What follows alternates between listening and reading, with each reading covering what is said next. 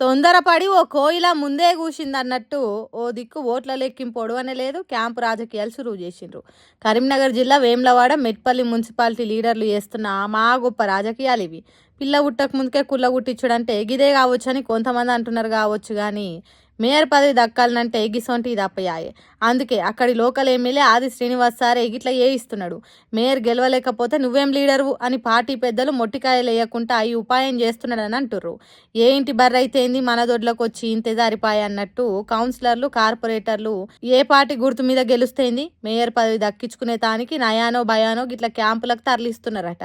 Party గుర్తుల మీద పోటీ చేసిన వాళ్ళు కూడా ఒక్క పార్టీని పట్టుకొని వెళ్ళాడాలి అనే ఆలోచనతో లేకుండా ఏ పార్టీతో లాభం ఉంటే దాంట్లోకి వెళ్ళిపోతున్నారట.